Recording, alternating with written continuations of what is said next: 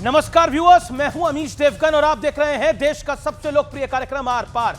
पिछले कई दिनों से विपक्ष नीट के मुद्दे पर, मणिपुर के मुद्दे पर, संविधान के मुद्दे पर, आरक्षण के मुद्दे पर, मुख्यमंत्रियों की गिरफ्तारी के मुद्दे पर, अग्निवीर के मुद्दे पर जमकर हंगामा कर रहा था।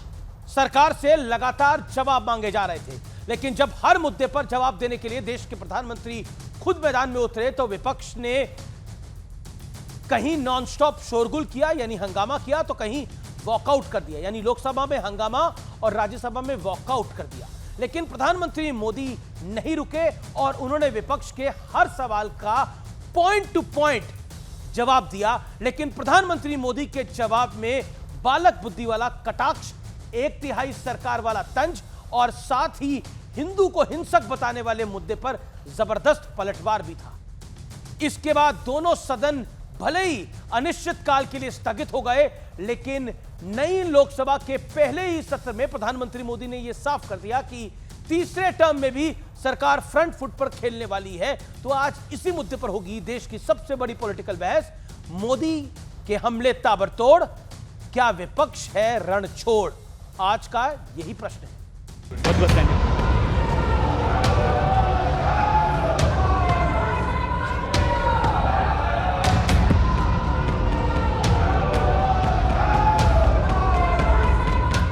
नीट से लेकर मणिपुर तक, अग्निवीर से लेकर संविधान तक, पिछले 2 दिनों में प्रधानमंत्री मोदी ने चुन चुनकर विपक्ष को जवाब दिया और विपक्ष के रवैये पर तंज भी कसा, चुटकी भी ली।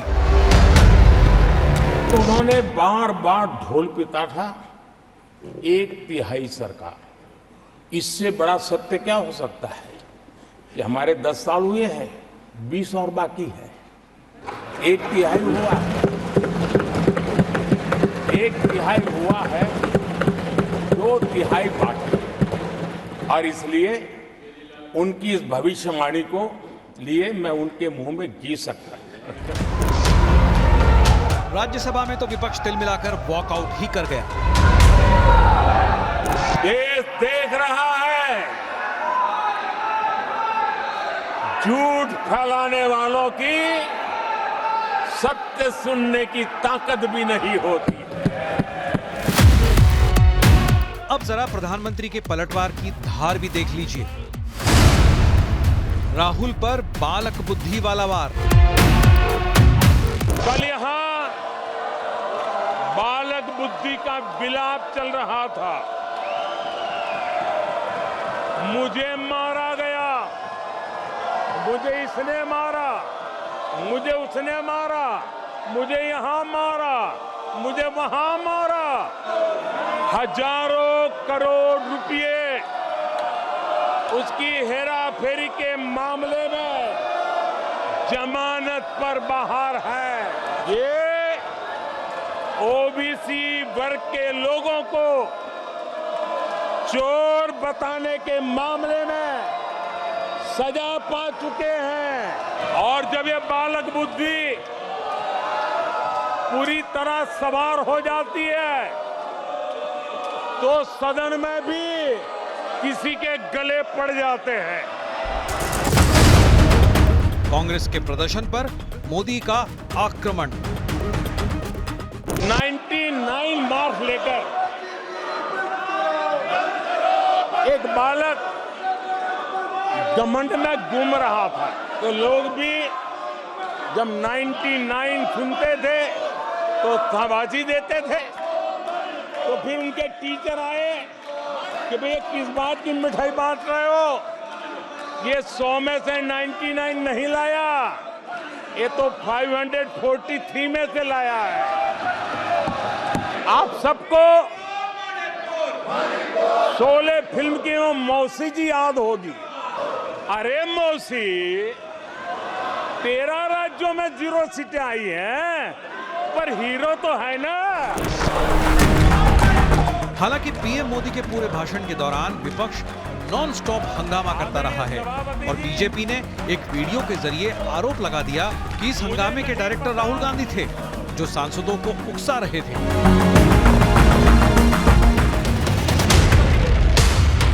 तो सवाल है कि क्या संसद का ये हंगामा प्री प्लान्ड था आज इसी पर होगी देश की सबसे बड़ी बहस। मोदी के हमले ताबड़तोड़, विपक्ष रण छोड़। चलिए अब देखते हैं विपक्ष के नहले पर प्रधानमंत्री मोदी के दहले का विश्लेषण, क्योंकि बड़ा सवाल था मणिपुर। आपने हमारी चर्चाओं में भी सुना होगा कि मणिपुर के विषय पर हर प्रवक्ता जरूर सवाल पूछता था, लेकिन प्रधानमंत्री मोदी ने उसका जवाब दिया। 11,000 एफआईआर, 500 से ज्यादा गिरफ्तारी।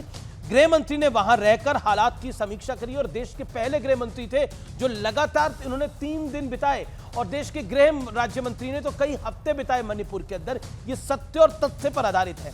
और उसके बाद प्रधानमंत्री ने बोला, आग में घी डालने वाला विपक्ष अपनी हरकतें बंद करे। मणिपुर एक टिपिकल सिचुएशन है, वो एक नॉर्मल हिंसा नहीं है, हम सब जानते हैं। नीट का मुद्दा जो कि स्टूडेंट्स और युवाओं का मुद्दा है, जो मेरे दिल के बड़ा करीब है, प्रधानमंत्री मोदी ने उस विषय को भी उठाया। पेपर लीक कराने वालों पर को बख्शा नहीं जाएगा, स्पष्ट रूप से बोला। देश भर में अरेस्ट चल रही है, जो कि फैक्ट है, गिरफ्तारियां चल रही है। युवाओं के भविष्य के साथ खिलवाड़ नहीं होगा, यानी एक्शन में है। देखिए, एक वारदात हो गई, उसके बाद एक्शन में सरकार है, चाहे वो उत्तर प्रदेश में हो चाहे वो केंद्र में हो। संविधान के प्रति लेकर कूदने वाले संविधान दिवस का विरोध कर चुके हैं, और यह बात संविधान दिवस का विरोध कर चुके हैं, यह बड़ी बात है। अग्निवीर के ऊपर हमारे देश की सेना युवा होनी चाहिए, इसमें कोई दो राय नहीं है। आप अमेरिका, यूएसए को भी देखेंगे तो वहां पर क्या एज लिमिट है और हमारे यहां क्या है। सेना को युद्ध लायक बनाने के लिए रिफॉर्म कर रहे हैं। सेना को मजबूत करने के वक्त कांग्रेस झूठ फैला रही है। अग्निवीर के मुद्दे पर जिस तरह की बातें राहुल गांधी ने बोली, वो थोड़ी अनफैक्चुअल थी कि कुछ नहीं मिलता, जबकि 1 करोड़ रुपए तक मिलते हैं। अब मैं बढ़ता हूं आगे हिंदू पर, क्योंकि राहुल गांधी का सबसे बड़ा विवादित बयान था कि हिंदू हिंसक है, जो कि जिस पर प्रधानमंत्री को भी इंटरवीन करना पड़ा। हिंदू समाज का अपमान संयोग है या फिर प्रयोग। हिंदू आतंकवाद को गढ़ने की कोशिश की गई, वो भी कांग्रेस का शासन था, याद करिए। भगवा आतंकवाद, हिंदू आतंकवाद, संस्कृति परंपरा का मजाक उड़ाना फैशन बन गया है। देखिए, आज के युग के अंदर हम देख रहे हैं कि पूरी दुनिया भारतीय संस्कृति की तरफ झुक रही है, योग की तरफ झुक रही है। हम जिस तरह से खान पान, हमारी जो ईटिंग हैबिट्स है, उसकी तरफ झुक रही है, और हम अपनी संस्कृति का मजाक उड़ा रहे हैं।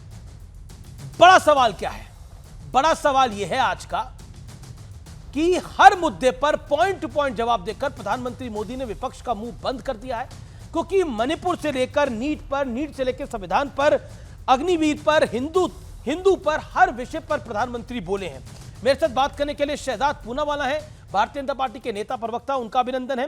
मेरे साथ आज की चर्चा में सांसद समाजवादी पार्टी के वीरेंद्र सिंह साहब हैं, उनका अभिनंदन है। महुआ मांझी हैं सांसद जेएमएम के, उनका अभिनंदन है। मेरे साथ इस चर्चा में सत्य प्रकाश मिश्रा जुड़ेंगे जेडीयू के, और तहसीन पूनावाला राजनीतिक विश्लेषक हैं, उनका अभिनंदन है। तो आप सबका स्वागत है। मैं वीरेंद्र सिंह जी आपसे शुरुआत करता हूं, क्योंकि आप मेंबर ऑफ पार्लियामेंट है, और प्रश्न यह है कि प्रधानमंत्री मोदी ने हर सवाल का जवाब देने का प्रयास किया, लेकिन जवाब सुनने की बजाय हल्ला गुल्ला होता रहा, और राज्यसभा में तो वॉकआउट हो गया। देखिए देवगन जी, हम भी पार्लियामेंट में थे जी, लेकिन मोदी जी ने जवाब देने के बजाय तरह तरह के किस्से और कहानियां बता करके पूरे सदन का समय बर्बाद किया। वो मुद्दों पर तो बात ही नहीं करना चाहते थे। जो ज्वलंत मुद्दा विपक्ष ने उठाया था, सबसे पहला मुद्दा था कि हम नीट पे बहस करना चाहते हैं। करोड़ों नौजवानों के भविष्य का सवाल था। छात्र छात्राएं उन दिशाहीन होकर के सड़कों पर खड़े हैं। सरकार को निर्णय लेना है, लेकिन सरकार इसके बारे में कोई निर्णय नहीं ले रही थी। लेकिन प्रधानमंत्री, लेकिन अग्निवीर के मामले में एक पॉइंट यह है कि आपने बोला कि सरकार उस पर निर्णय नहीं ली थी, और वाकई आपने एक वाजिब सवाल उठाया। नीट का मुद्दा बहुत महत्वपूर्ण है, लेकिन प्रधानमंत्री तो नीट के मुद्दे पर बोले, प्रधानमंत्री मणिपुर पर बोले, संविधान पर बोले, अग्निवीर पर बोले, और हिंदुत्व पर तो राहुल गांधी ने एक बयान दिया, विवादित बयान, उसके ऊपर भी प्रधानमंत्री ने रिस्पॉन्स दिया, जो उनका अधिकार था। मेरा प्रश्न यह है कि जब प्रधानमंत्री हर विषय पर बोले, तो विपक्ष सुन तो सकता था, क्योंकि नेता प्रतिपक्ष यानी राहुल जी को भी सुना गया, अखिलेश यादव जी जो कि समाजवादी पार्टी के बड़े नेता हैं और लोकसभा में उनका नेता भी हैं, उनको भी सुना गया। तो सरकार की ओर से अगर प्रधानमंत्री बोल रहे थे तो उनको सुनना चाहिए था। क्या आपको नहीं लगता बतौर मेंबर ऑफ पार्लियामेंट?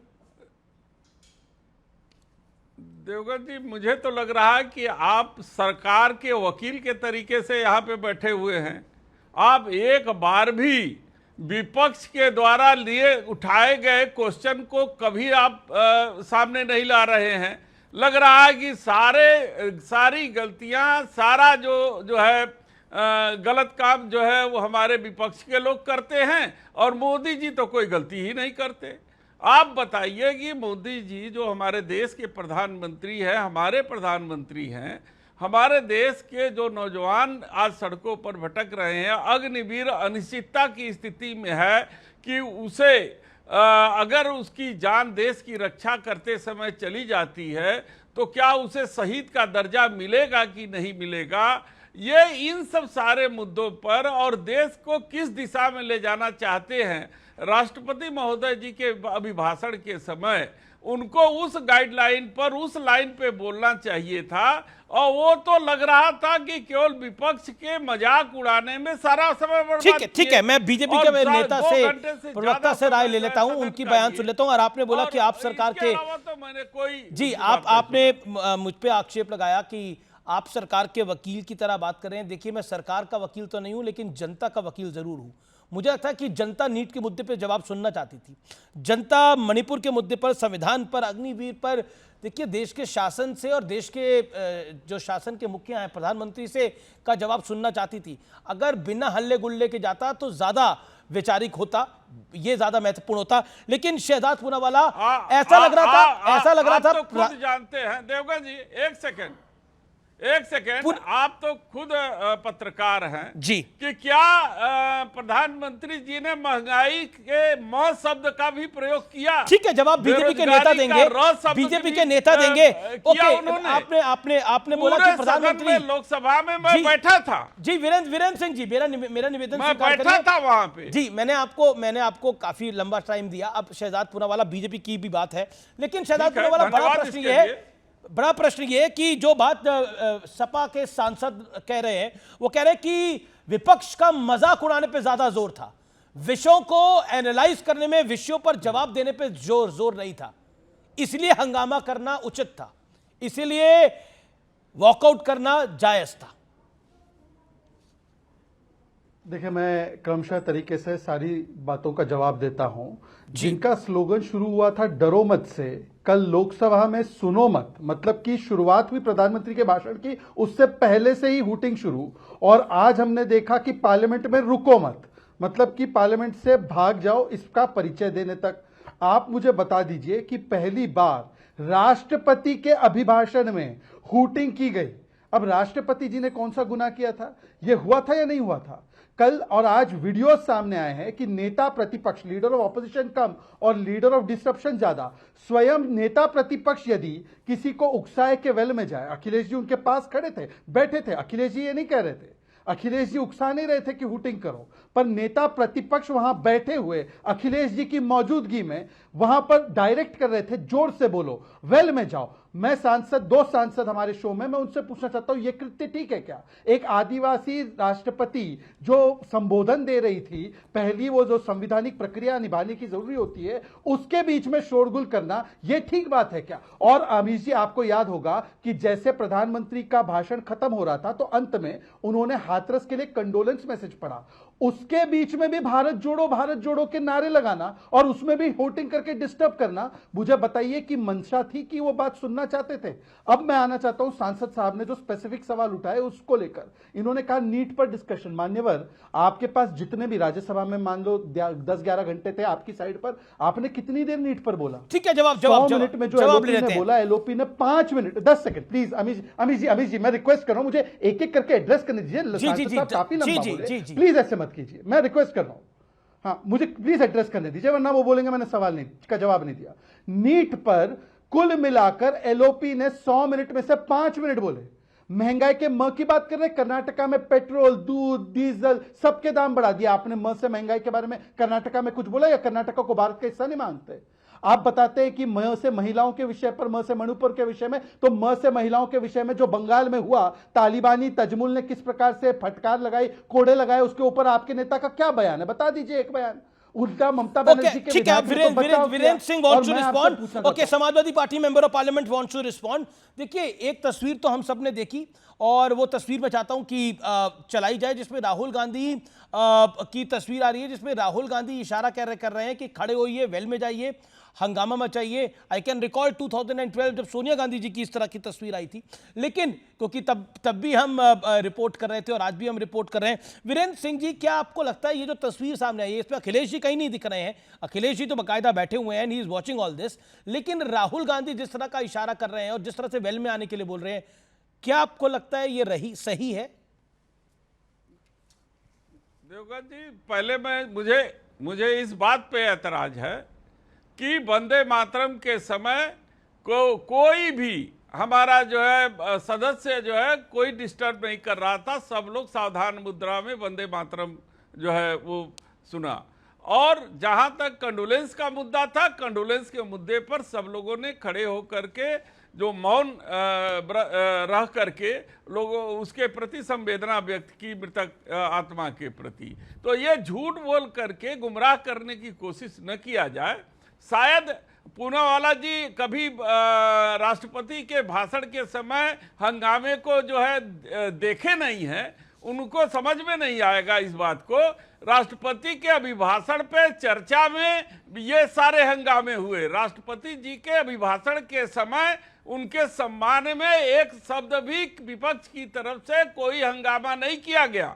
हम पूरा दिन, दोनों दिन सदन में बैठे रहे और पूरा दिन हम पूरी भाषण को सुने और उनके सम्मान में एक शब्द भी किसी ने कोई बात नहीं की, बल्कि अभिभाषण पर चर्चा के दौरान जो कार्य प्रणाली जो हमको ठीक नहीं लगा कि सरकार ने उन मुद्दों को राष्ट्रपति महोदय के जो है अभिभाषण में नहीं छुआ है, चाहे बेरोजगारी का मामला रहा हो, चाहे नीट का मामला रहा हो, चाहे पेपर लीक का मामला रहा हो, ये सारे चीज जो है, इन सब चीजों को जब छुआ नहीं उन्होंने, तब इस ठीक है, शहजाद का जवाब जरूरी है के नेता से लेकर ठीक है। ओके वीरेंद्र सिंह जी, शहजाद बीजेपी के वक्ता बोलना चाह रहे हैं, रिस्पॉन्ड करना चाहते हैं।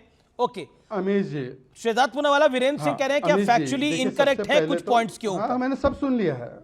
हाँ अमीश जी, एक काम कीजिए, आप मेरे बोलने के 30 सेकंड जो है ना, अपनी चैनल से, अपने रिसर्च टीम से फैक्ट चेक करवाकर मेरा मुंह बंद करवा दीजिए।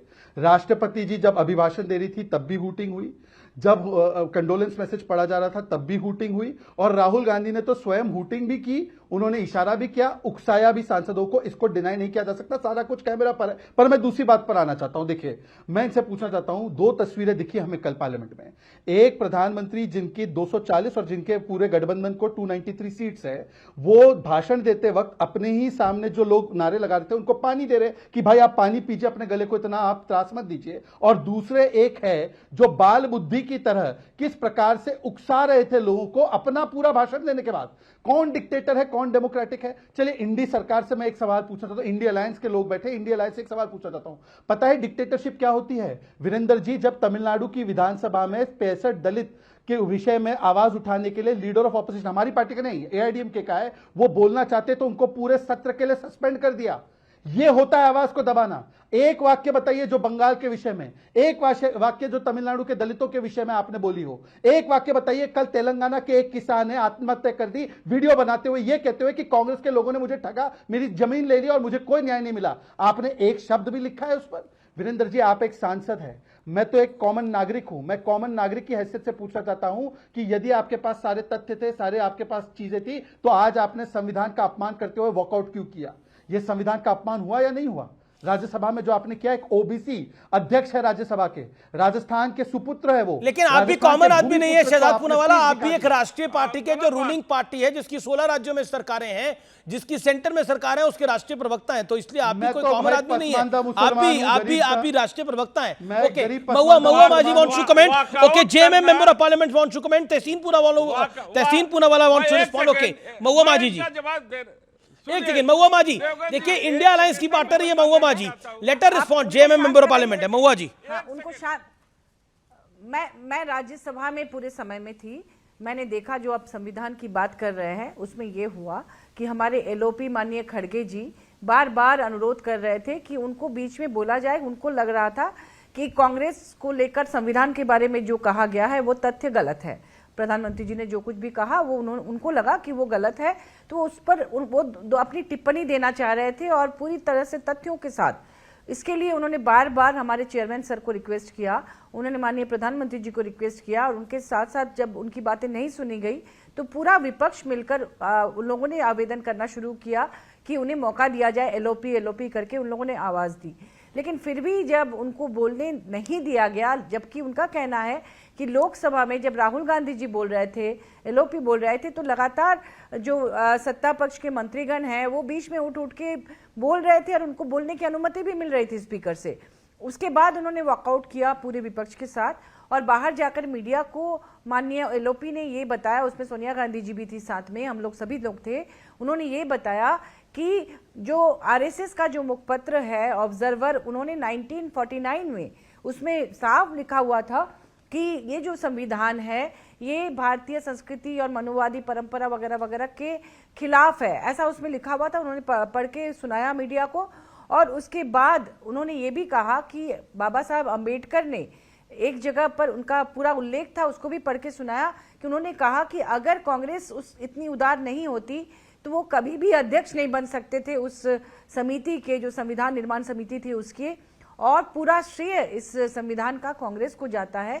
ये कोट करके वो लाए थे, यही बात वो सदन में बोलना चाहते थे माननीय प्रधानमंत्री जी के सामने, क्योंकि बार बार प्रधानमंत्री जी संविधान और कांग्रेस को लेकर कुछ ऐसी बात कर रहे थे जो कांग्रेस को लग रहा था कि ये गलत है, और इसको लेकर ही वॉकआउट हुआ है। ऐसा नहीं कि उनकी बातों, हम लोग शांति से उसको सुन रहे थे, और आरंभ में जो हमारे मीटिंग पर क्या आपको लगता है, महुआ जी, ऑल सरेंडर, आपने बोला वॉकआउट, अब आपने कहा कि ये वॉकआउट हुआ है क्योंकि आपको उनकी बात पसंद नहीं है। ऐसी कई सारी बातें मल्लिकार्जुन खड़गे ने भी या फिर विपक्ष के नेताओं ने भी बोली होंगी जो सरकार को पसंद नहीं होगी, तो सरकार तो भाग के नहीं खड़ी हुई। नहीं, वो भागने की बात नहीं थी, वो बार बार अपील कर रहे थे कि उनको 1 मिनट 2 मिनट का समय दिया जाए अपनी बात रखने को, क्योंकि ऐसा नहीं है ना कि बीच में कोई नहीं बोलता है। जब इंडिया गठबंधन के लोग बोलते हैं तो लगातार सत्ता पक्ष के लोग खड़े होकर बीच में टोकते हैं और स्पीकर या चेयरमैन उनको समय देते हैं। लेकिन जब इंडिया गठबंधन से कोई लेकिन जिन मुद्दों पर आप प्रधानमंत्री से जवाब मांग रहे थे, शायद मणिपुर पे, नीट पे, अग्निवीर पर, हर मुद्दे पर प्रधानमंत्री ने बोलने का प्रयास किया है, बोला भी है। जांच एजेंसियों के ऊपर, अरेस्ट के ऊपर प्रधानमंत्री ने भी बोला है। ओके, सत्यप्रकाश मिश्रा, क्या आपको लगता है कि मैं शहजाद, एक बहुत बड़ा झूठ महुआ जी ने बोला। एक सेकंड शहजाद, एक बहुत बड़ा झूठ बोला, अपनी टर्न पे प्लीज, अपनी टर्न पे। Okay, Satyaprakash Mishra, make your point. क्या आपको लगता है कि जो हुआ वो उचित था सदन के अंदर? अमीश देवगन जी, कांग्रेस पार्टी ने संसदीय लोकतंत्र में उसकी तमाम परंपराओं और नियमों की हत्या कल भी की और आज भी की। उसका पूरा टारगेट है कि इस सदन को चलने नहीं देना है। उसका पूरा टारगेट शुरू से था कि राष्ट्रपति के अभिभाषण पर चर्चा ही ना हो। वो कह रही थी कि पहले नीट पे चर्चा करा लेते हैं। लोकसभा के अध्यक्ष ने कहा कि आप राष्ट्रपति के अभिभाषण की चर्चा के दौरान नीट की भी बात उठा लीजिएगा। 12 झूठ बोलने वाले सदन में कल राहुल गांधी ने जिस तरह से एक नए किस्म के सिगुफे छोड़े मस्खरागिरी किया, यह विपक्ष के नेता को शोभा नहीं देता। मैं नहीं चाहता कि उनका नाम कल प्रधानमंत्री ने भी तो बालक बुद्धि कहा। मैं उस पर आना चाहता हूं। मैं नहीं चाहता उनका नाम कल कोई झूठा गांधी रख दे। ये प्रचलित में हो रहा है कि वो झूठ बोल रहे तो झूठा गांधी करार दिए जाएंगे। संविधान हाथ में लेकर जरूर घूमते हैं वो, लेकिन संविधान की मूल भावनाओं को तार तार करते हैं, उसकी सुनते नहीं है। प्लीज राहुल गांधी जी, आप विपक्ष के नेता बन चुके हैं। प्रधानमंत्री ने बाल बुद्धि संबोधित इसलिए किया क्योंकि अगर 54 वर्ष में यदि आप धर्म की व्याख्या गलत ढंग से करने लगेंगे, कुछ भी कहने लगेंगे, मस्खरागिरी करेंगे विपक्ष के नेता, तो क्या कहेगा कि बालक बुद्धि है? क्या कहा जाएगा उनको? अपने 10 साल के कार्यों का हिसाब प्रधानमंत्री महोदय ने दिया, आने वाले समय में वो क्या कार्य करेंगे उसके बारे में बताया। उन्होंने ये कहा कि महिलाओं के कल्याण के लिए क्या कार्य करेंगे, लखपति दीदियों की संख्या कैसे बढ़ाएंगे। उन्होंने हर चीज पर बारीकी से देश के विजन को सामने रखा और विपक्ष, माफ करिएगा, विपक्ष का नेता एक सियार की तरह हो शुरुआत से करने लगे। प्रधानमंत्री भी बोलने शुरू नहीं हुए, वो शुरू हो गए। विपक्ष, लोकसभा के अध्यक्ष के स्पीकर की तरफ आप पीठ खड़ा करके नहीं खड़े हो सकते, ये संसदीय नियम में है, वो भी कर रहे थे वो। तो अगर विपक्ष का नेता सारगर्भित भाषण को सुनने के लायक ना बचे, वो देश का सदन चल रहा है, प्रधानमंत्री बोल रहे हैं, जनादेश से 292 की सरकार बनाने वाले प्रधानमंत्री बोल रहे हैं, आपको उनको सुनने का अवसर देना चाहिए था। क्यों? क्योंकि सत्ता पक्ष ने भी तो विपक्ष की तमाम नेताओं की आलोचनाओं को गंभीरता से लेकिन सुना, विपक्ष उनको का कहना है, हुड आउट नहीं ओके, किया। तहसीन पूनावाला एक तस्वीर हमने देखी जिसमें राहुल गांधी उकसा रहे हैं और वो तस्वीर नहीं, बीजेपी वो के मुझसे हो कर रहे हैं। और वो उकसा रहे हैं, वो तस्वीर अभी भी चल रही है। दूसरा, प्रधानमंत्री ने बोला कि 500 में से 99 सीटें आई हैं, 100 में से 99 नहीं आई हैं, और ये तस्वीर दिख रही है जिसमें राहुल गांधी कह रहे हैं कि खड़े होइए, दयानिधि मारन पीछे हैं। तहसीन अमीश जी, आपके शो में शिरकत करने का मौका मिला, इसलिए शुक्रगुजार हूं। 2 या 3 चीज, ठीक, दोनों साइड यानी कि कांग्रेस जिसका मैं समर्थक हूं, भाजपा की साइड, दोनों विपक्ष और सरकार में एक बड़ा फासला आ गया, एक बड़ा ब्रिज डिवाइड आ गया। लेकिन डिवाइड की शुरुआत कहां से हुई अमीश जी? आप पार्लियामेंट को लगातार कवर करते, एक बहुत वरिष्ठ पत्रकार है। फ्राइडे को विपक्ष के नेता राहुल गांधी का माइक स्विच ऑफ किया गया। अब ओम बिरला जी बोल सकते कि उन्होंने नहीं किया, टेक्निकली वो सच बोल रहे, लेकिन उनका माइक बंद किया गया जब वो नीट का रेजोल्यूशन लाना चाहते थे। अब आप कह सकते कि रेजोल्यूशन आगे लाए, बाद में लाए, पीछे लाए, जो भी है, लेकिन एक विपक्ष के नेता, आपने भी देखा नीचे, उसका माइक बंद कर दिया। उन्होंने यहां से शुरुआत हुआ। अगर ओम बिरला जी, देश के स्पीकर ने, लोकसभा के स्पीकर ने, उनकी भूमिका होगी भाजपा के कार्यकर्ता की तरह, तो मुझे बहुत अफसोस है, मेरे भी स्पीकर है, लेकिन मुझे बहुत अफसोस है कि दिस इज नॉट एक्सेप्टेबल। आप भाजपा के यहाँ पे जो प्रवक्ता है बहुत सारी बातें कर रहे थे, मैं आईबीएन के वेबसाइट से पढ़ रहा हूँ 2013 की, मनमोहन सिंह जी को कोट करते हुए, अंग्रेजी में उसका हिंदी में अनुवाद करता हूँ। सुषमा जी को कहते हैं कि कहीं किसी देश में देखा है, मनमोहन सिंह जी, आप भी अमित जी कवर करते, सुषमा जी को कह रहे कि प्रधानमंत्री बोलने की कोशिश कर रहा है, विपक्ष उनको बोलने नहीं दे रहा, चोर चोर करते बुला रहा है, चोर चोर करते प्रधानमंत्री मनमोहन सिंह जी को। 6 मार्च 2013 का आपका आईबीएन के वेबसाइट पे आप चेक कर लेना, मैं आपको व्हाट्सएप कर दूंगा। ये प्रधानमंत्री मनमोहन सिंह जी का स्पीच, आपको तो याद होगा अमित जी, चोर चोर करते बुलाया गया था, प्रधानमंत्री को बोलने नहीं दिया था, 40 मिनट तक प्रधानमंत्री को रोका गया था प्रेसिडेंशियल एड्रेस के बाद। क्यों? तब भाजपा करे तो चमत्कार, हम करे तो गुनेगार, ये करे तो ठीक, कोई और करे तो नॉट ठीक, ऐसे तो नहीं चलेगा। आते हैं कि समाधान क्या है। समाधान यह है कि नीट पर चर्चा चाहते थे। नीट पर चर्चा जाने के लिए स्पीकर साहब ने कहा था, आप जो दिन तय करोगे हम पूरी डिबेट करेंगे। फिर आप प्रेसिडेंशियल एड्रेस पे क्यों उस पर बात करना चाहते हैं? प्रेसिडेंशियल एड्रेस तो नहीं, जब सरकार नहीं, एक सेकंड, लोकतंत्र की भावना होती है, और नहीं, ये आपको सुनना पड़ेगा, पार्लियामेंट का भी एक पॉइंट होता है, जब प्रेसिडेंट का भाषण हुआ है उसके बाद प्रेसिडेंशियल एड्रेस को थैंक्स करता है नेता सदन का। करेक्ट, मैं तो मानता हूं, तो सुनिए ना, मैं मानता हूं। और जब धर्मेंद्र प्रधान ने बोलते हैं कि 3 दिन बाद आप बहस करिए, तो क्यों नहीं करा?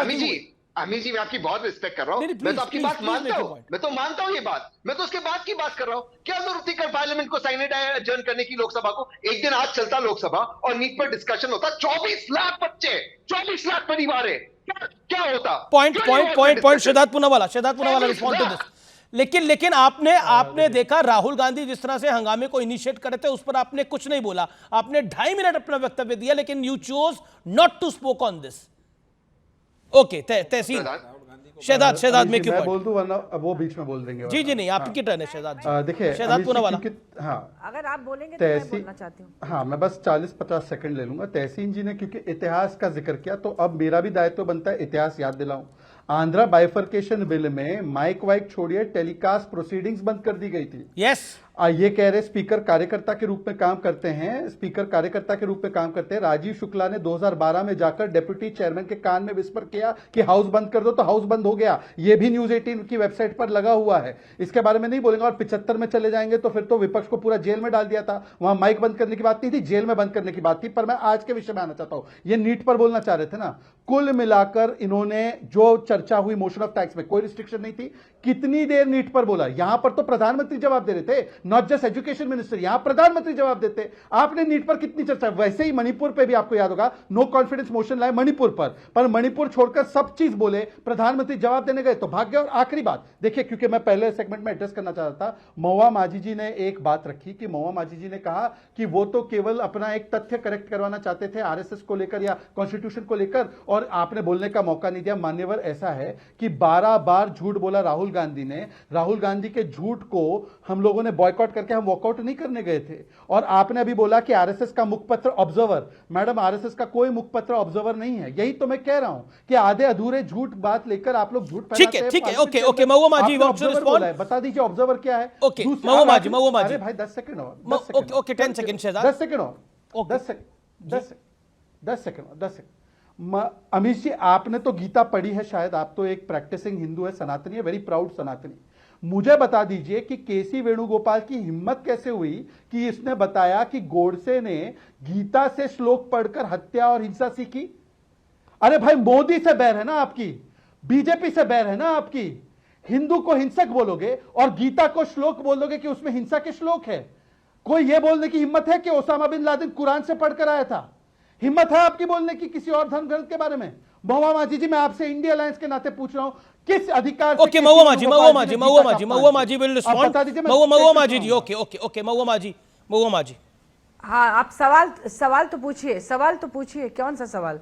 महुआ माझी, जो बात शहजाद पूनावाला कह रहे हैं वही प्रश्न है। प्रधानमंत्री ने भी हिंदुत्व की बात करी कि हिंदू समाज का अपमान जो है वो संयोग है कि एक पॉलिटिकल प्रयोग है। जिस तरह से पूरे हिंदू समाज को लांछन लगाने का काम किया गया कि वो हिंसक है, मैं बता रही हूँ। और गीता को लाने की क्या बीजेपी को टारगेट करिए, मोदी को टारगेट करिए? मैं ये अवॉइडेबल हो सकता था। बोलने तो दीजिए। देखिए, राहुल गांधी जी ने जो कुछ भी कहा वो पूरे हिंदू समाज के लिए नहीं कहा। उन्होंने कहा बीजेपी के लिए, आरएसएस के लिए और जितने भी जो कहते हैं मैं हिंदू हूं, इस तरह के पॉलिटिकल लोगों के लिए, कि वो दरअसल हिंदू है ही नहीं, क्योंकि हिंदुत्व में हिंसा की बात नहीं होती। उन्होंने इसीलिए कहा ना अभयदान, जिस पर भी बोले। लेकिन इस पर जो उन्होंने बात कही, मैं उसके बारे में कह रही हूँ कि उन्होंने पूरे हिंदू समाज के बारे में नहीं कहा, जिसको लेकर भाजपा वालों ने उसको ट्विस्ट कर दिया। लेकिन एक्चुअली उन्होंने पूरे हिंदू समाज पर नहीं बोला था। उन्होंने पूरे हिंदू समाज पे बोला ही नहीं। माझी जी, मैं कभी आपके बीच में बोलने की जुर्रत नहीं करता। मैं आपसे इंटरवेंशन चाहता हूँ। मैंने क्लियरली आपको बताया कि ऊपर अपर हाउस में केसी वेणुगोपाल जी ने बोला कि गोडसे ने हत्या और हिंसा गीता से सीखी है।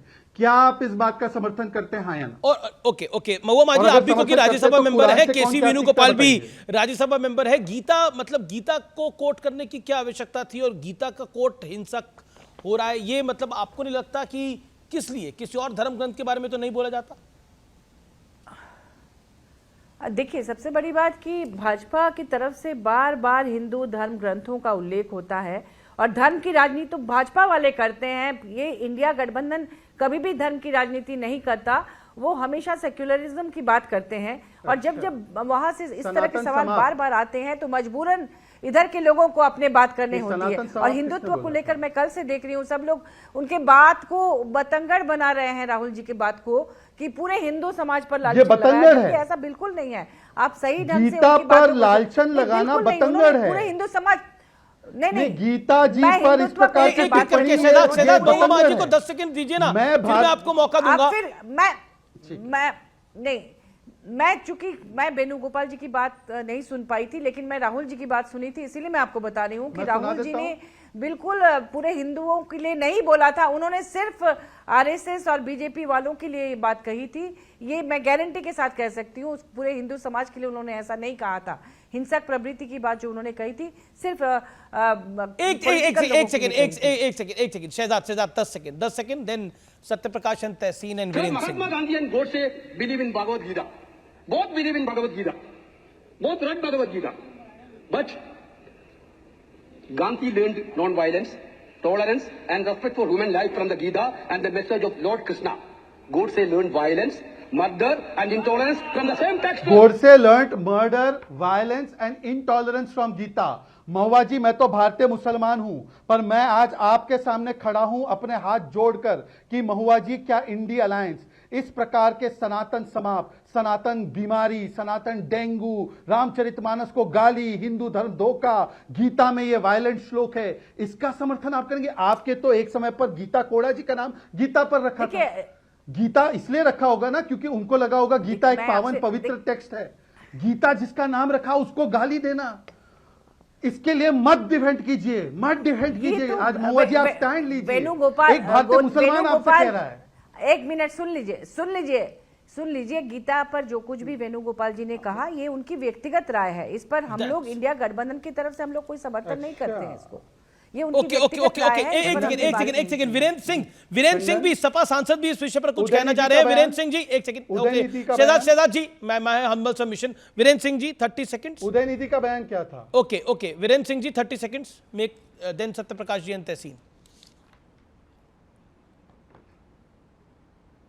सवाल करिए। सवाल यही है कि ये जो हिंदू और हिंदुत्व को लेकर ये जो संसद के अंदर हुआ, जिसमें प्रधानमंत्री ने भी लोकसभा में इंटरवीन करा, और गीता का विषय जो केसी वेणुगोपाल ने उठाया, क्या आपको लगता है ये अवॉइडेबल था? आप मोदी को टारगेट करिए, बीजेपी को टारगेट करिए, लेकिन हिंदू, गीता, इन शब्दों को लाने की आवश्यकता क्यों पड़ी? रीजन क्या था? देखिए, सवाल दो हैं। एक सवाल गीता पे है, तो गीता में जो धर्म के विरुद्ध जाएगा, जो नीति विरुद्ध काम करेगा, उसके विरुद्ध खड़ा होना ये गीता बताती है। बिल्कुल सही, ये हमारी गीता बताती है। और उसके विरुद्ध खड़ा होने पर, उस पर वार करने पर हमारे भगवान श्री कृष्ण जी ने भी युद्ध के बीच में भी यह बात अर्जुन को बताई थी, इसमें कोई पाप नहीं है। तो इन लोगों ने, जिसने धर्म के विरुद्ध जा करके, हमारे जो चाहे गोडसे जी हो, चाहे जिसकी बात आप कह रहे हैं, वो धर्म के विरुद्ध अगर गए थे तो उसके विरुद्ध अगर खड़ा होना है, उसके विरुद्ध तलवार उठाना है, तो ये गीता कहती है। और नंबर दो सांसद साहब, आपने गोडसे जी कहा, तो गोडसे जी और तहसील पूना जी, एहसान पूना जी कह दूं तो मैं क्या, इसमें कौन सा है? वाह भाई वाह, एहसान पूना जी, गोडसे जी, एहसान पूना जी अगर मैं कह दूं तो आप बालक बुद्धि कहते हैं, और बालक के जगह हम सठियाया हुआ प्रधानमंत्री बता दूं। अरे गोडसे का खंडन कर रहे हैं।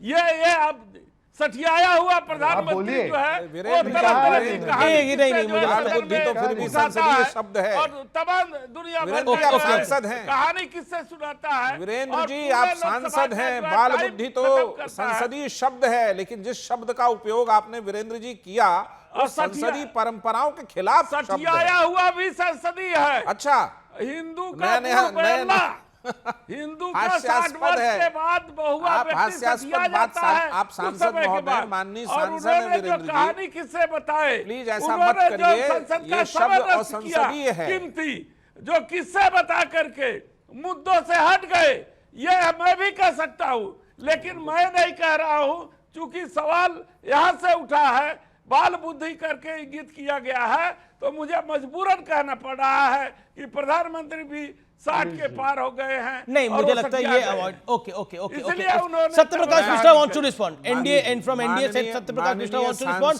तहसीन, मैं आपको बता रहा हूं, बाल बुद्धि शब्द एक वरिष्ठ नेता के लिए संसदीय शब्द है, लेकिन आपने जिस शब्द का इस्तेमाल किया, मैं उसको जबान पे भी नहीं ला सकता, वो घनघोर और संसदीय शब्द है।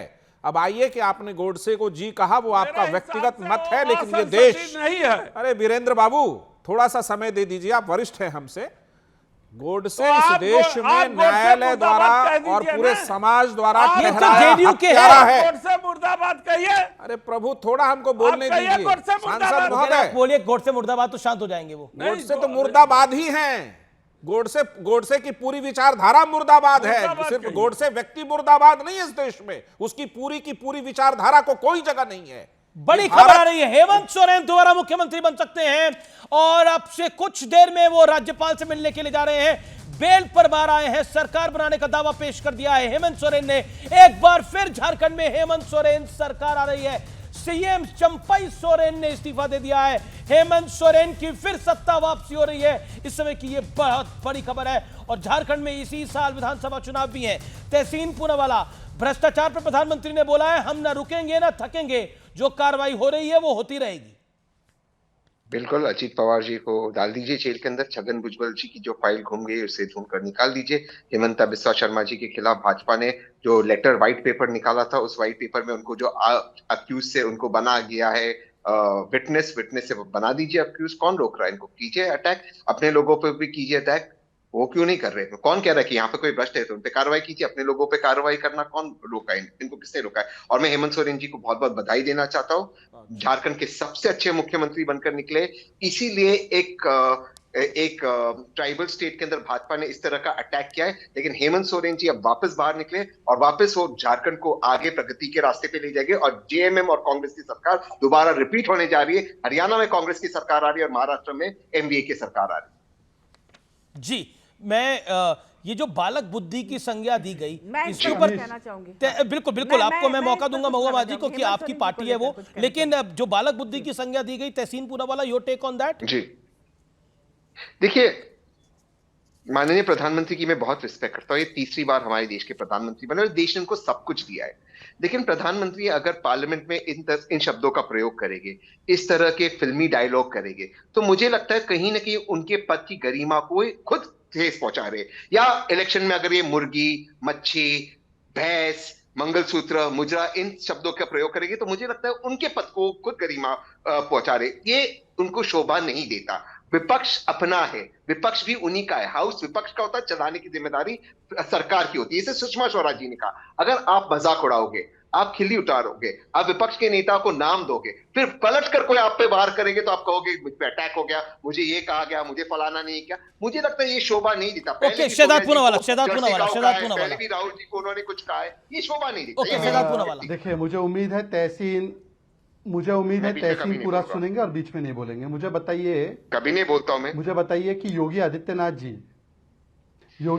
जी जो कि एक महंत है, उन्होंने अपना पुराना नाम छोड़ दिया, उनको अजय बिष्ट कौन बोलता है? मुझे बताइए कि कॉन्स्टिट्यूशन डे का सम्मान करना था, कॉन्स्टिट्यूशन डे का बहिष्कार किसने किया? ममता बनर्जी ने। आज तक उन्होंने मोदी जी को शुभकामनाएं देना छोड़ी, उन्होंने कहा मैंने लाइट बंद कर दी थी। खड़गे जी ने इंडिपेंडेंस डे प्रोग्राम का बॉयकॉट किया। आप ये लोग नसीहत देंगे हमें? दूसरी बात मैं पूछना चाहता हूं, आप देखिए अभी आपने सवाल पूछा भ्रष्टाचार को लेकर। ये राहुल गांधी है ना, 2 सीएम का यहां पर रोना रोते हैं और केरला के सीएम को जेल में डालना चाहते हैं।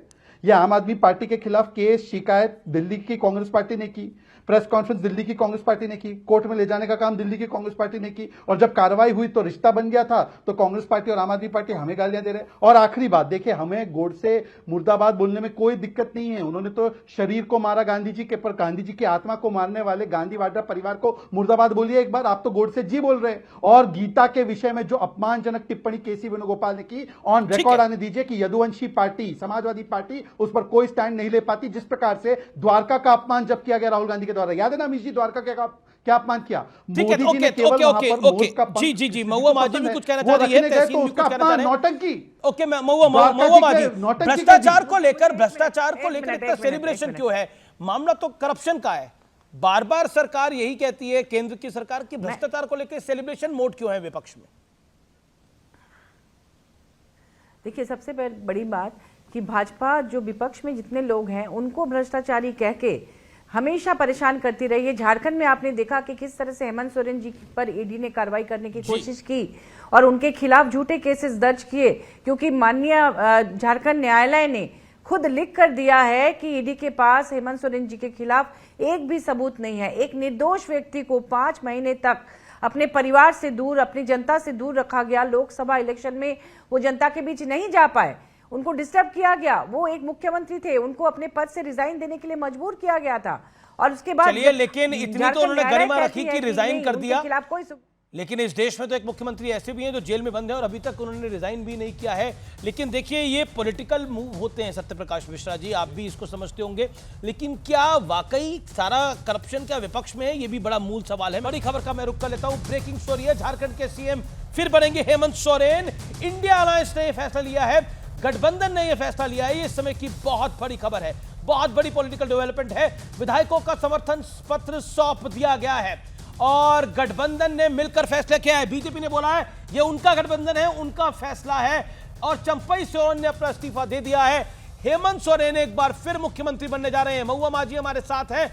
भ्रष्टाचार के ऊपर महुआ माझी, आप कुछ कहना चाह रही थी, आप कुछ कह रही थी, लेकिन उससे पहले सत्यप्रकाश मिश्रा 30 सेकेंड।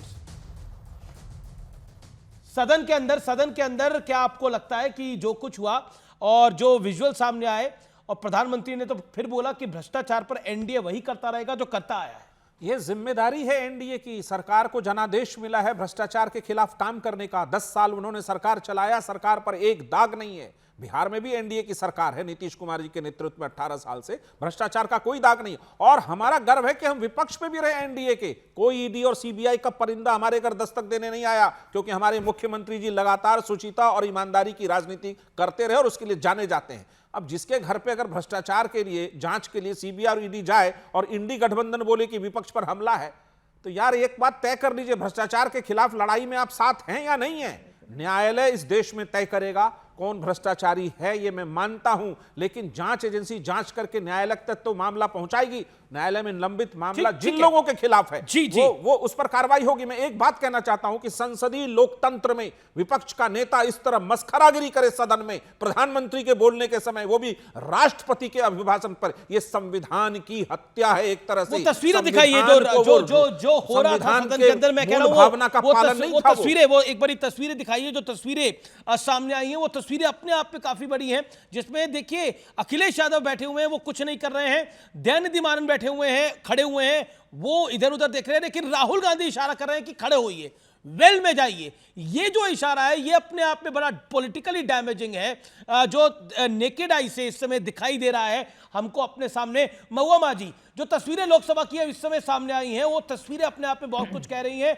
इसमें राहुल गांधी इशारा कर रहे हैं, पीछे डिंपल यादव बैठी हुई हैं, ए राजा बैठे हुए हैं, वो अपने सीट पे खड़े हैं। लेकिन राहुल गांधी इशारा कर रहे हैं कि आप आगे आइए। अखिलेश यादव वहां पे बैठे हुए हैं, वो नहीं वेल में आ रहे, लेकिन बाकी नेता वेल में जा रहे हैं। देखिए, मैं राहुल गांधी की बात कहना चाहूंगी कि यहाँ पर नेता प्रतिपक्ष हैं राहुल गांधी जी। उनको इंडिया गठबंधन ने या विपक्ष ने ही चुना है नेता प्रतिपक्ष। तो जब भी वेल में जाने की बात होती है या किसी तरह के प्रोटेस्ट की बात होती है, तो नेता प्रतिपक्ष की तरफ से ही सबको बोला जाता है। इस नाते उन्होंने बोला होगा। और तमाम लोग, हम लोग भी जब बैठे रहते हैं तो नेता प्रतिपक्ष और उनके लोग ही हम लोगों को भी बोलते हैं कि चलिए हम लोग इसमें प्रोटेस्ट करेंगे, क्या करेंगे। Shehzad wants to respond, Shehzad Poonawalla wants to respond, then Virendra Singh ji. Shehzad Poonawalla 30 second, आप 30 सेकंड। अमीश जी, आपके शो पर बहुत बड़ा खुलासा महुआ मांझी, जो कि एक सांसद है, उन्होंने किया कि उनको वेल में जाने के लिए निर्देश एलओपी ने दिया। आज तक संसदीय इतिहास में इस प्रकार का निर्देश किसी भी एलओपी ने अधिकृत रूप से नहीं दिया, जिसका खुलासा हुआ है। और यही बताता है कि जो कृत्य कल हुआ वो संयोग नहीं, वो प्रयोग है और इनका उद्योग बन चुका है। महुआ मांझी जी की इस बात को मुझे लगता है न्यूज 18 ने ब्रेकिंग न्यूज के रूप में बताना चाहिए। जो आरोप भाजपा लगा रही थी वो सिद्ध साबित हुआ कि एलओपी आदेश देते हैं वेल में जाओ। ये बहुत बड़ा खुलासा है। बीजेडी पहले, मैं आपको बता दूं, बीजेडी पहले जिस तरह से भाजपा का सपोर्ट करती थी, वो क्या आपने ओके वीरेंद्र सिंह जी, देखिए सरकार का काम होता है कि सदन चले, लेकिन विपक्ष का भी कुछ काम होता है। सत्ता पक्ष काम करते हैं। गठबंधन में सब लोग मिलजुल कर ही काम करते हैं, एक दूसरे से राय मशवरा करके। वीरेंद्र सिंह जी, सत्ता पक्ष की जिम्मेदारी होती है कि सदन को पूरी अच्छी तरीके से चलाए और विपक्ष को कॉन्फिडेंस में लेकर के चलाए। जब विपक्ष की बात सदन में नहीं सुनी जाती है और बार बार अनुरोध करने के बावजूद हमारी आवाज को दबाया जाता है, अवहेलना की जाती है, हम जनता के मुद्दों को उठा नहीं पाते हैं, ये मेरा कर्तव्य है कि हम उन जनता की बात को बिल्कुल जनता की आवाज उठाना आपका कर्तव्य है और हमारा भी कर्तव्य है, लेकिन आर पार में अब वक्त है सत्य और तथ्य का व्यूअर्स। और जरूर सुने, आज भारत के पार्लियामेंट्री इतिहास में राष्ट्रपति का अभिभाषण और उस पर चर्चा का बेहद खास महत्व है, क्योंकि महामहिम राष्ट्रपति अपने भाषण में सरकार की उपलब्धियों और फ्यूचर विजन की जानकारी देती है। यह वो मौका है जब तमाम सांसदों को अपनी बात रखने का अवसर मिलता है और आखिर में देश के प्रधानमंत्री विपक्ष की सारी शंकाओं पर जवाब देते हैं। संवाद की इसी ताकत को लोकतंत्र कहा जाता है। लेकिन तब बड़ी हैरानी हुई जब कल प्रधानमंत्री के जवाब देने का वक्त आया तो संसद को हंगामे का अखाड़ा बना दिया गया। पूरे देश ने देखा कि कैसे राज्यसभा में मल्लिकार्जुन खड़गे और लोकसभा में राहुल गांधी को सत्ता पक्ष ने, बीजेपी ने, एनडीए ने बखूबी शांति से सुना। सत्ता पक्ष ने उनकी कुछ बातों पर आपत्ति जरूर जताई, लेकिन संबोधन को रोकने का किसी ने प्रयास तक नहीं किया।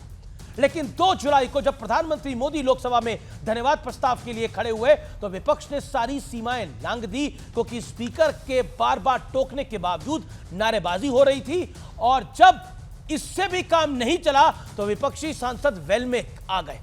अब बीजेपी के कुछ नेताओं ने उस दिन की कार्रवाई का एक वीडियो पोस्ट कर डाला है। बीजेपी का आरोप है कि राहुल गांधी बकायदा खड़े होकर विपक्षी सांसदों को हंगामा करने और वेल में जाने के लिए कह रहे थे, यानी उकसा रहे थे। इन तस्वीरों से 2012 की वो यादें ताजा हो गई जब सदन में बैठी सोनिया गांधी भी कुछ इसी की कोशिश करती हुई दिख रही थी।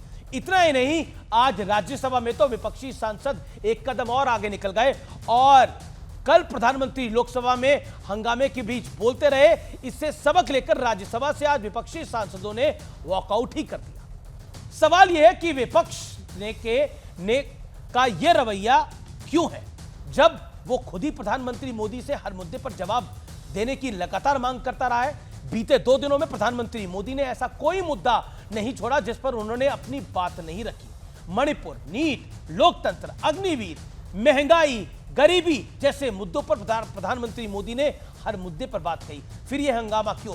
क्या बीजेपी के आरोप सही है कि विपक्ष के लिए मुद्दों के कोई मायने नहीं है, उनका मकसद सिर्फ और सिर्फ मोदी विरोध में हंगामा खड़ा करना है? बीते 23 साल से नरेंद्र मोदी चाहे गुजरात के सीएम रहे या फिर देश के प्रधानमंत्री जो अभी भी है, वो हमेशा विपक्ष के निशाने पर रहे हैं। वैसे बीते 3 दिनों में संसदीय आचरण की 2 तस्वीरें काफी वायरल हो रही हैं। एक तस्वीर वो है जिसमें विपक्ष हंगामा और प्रदर्शन कर रहा है और दूसरी तस्वीर वो है जिसमें प्रधानमंत्री मोदी लोकसभा के वेल में हंगामा कर रहे विपक्षी सांसदों को पानी का ग्लास ऑफर कर रहे हैं और वो पानी पी भी रहे हैं। यही भारत का लोकतंत्र है और यही उस भारत के लोकतंत्र की खूबसूरती है जिसमें तर्क और वितर्क का कॉन्सेप्ट होता है, लेकिन लोग अपने तर्क देना चाहते हैं, सामने वाले के तर्क सुनना नहीं चाहते। ये तो लोकतंत्र है।